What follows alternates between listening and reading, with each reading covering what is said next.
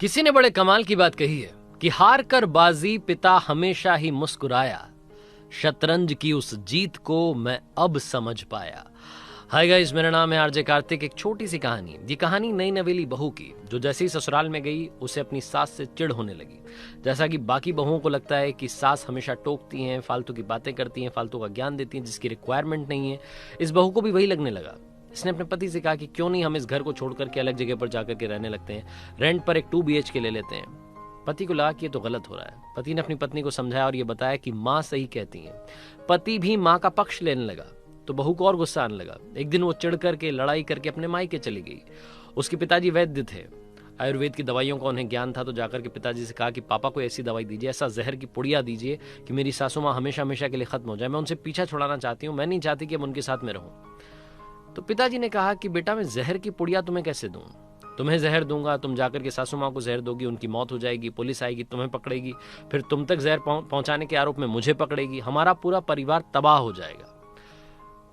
तो उस बहू ने कहा कि फिर क्या करें पापा, बताइए, आप बताइए क्या करें। तो पिताजी ने कहा कि एक दूसरी दवाई देता हूं, ये दवाई धीरे धीरे धीरे धीरे असर करेगी। 6 महीने तक इसको रोजाना खाने में मिला करके देना।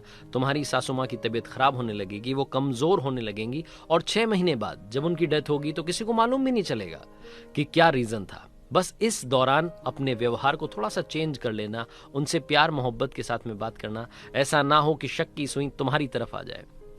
वो जो नई नवेली बहू थी बड़ी खुश हुई, उसको लगा कि बड़ी अच्छी बात है। पिताजी ने रास्ता दिखा दिया। वो गई, वो जो उन्होंने पाउडर दिया था उसकी पुड़िया को लेकर के गई और रोजाना से वो पाउडर थोड़ा थोड़ा खाने में मिलाने लगी। सासू माँ की सेवा करने लगी, प्यार से बात करने लगी। अचानक से बहू के बिहेवियर में चेंज आ गया था। सासू माँ को लग रहा था कि जब भी वो कुछ बोलती थी सामने से बहू रिएक्ट नहीं करती थी। सासू माँ को भी अच्छा लगने लगा। 2-3 महीने में इन दोनों के बीच में दोस्ती होने लगी। धीरे धीरे धीरे रिश्ता और ज्यादा प्रगाढ़ होने लगा और बहू को लगने लगा कि ये तो बिल्कुल मेरी माँ जैसी है, माँ की तरह मुझसे प्यार करती है, मुझे अपनी बेटी मानती है।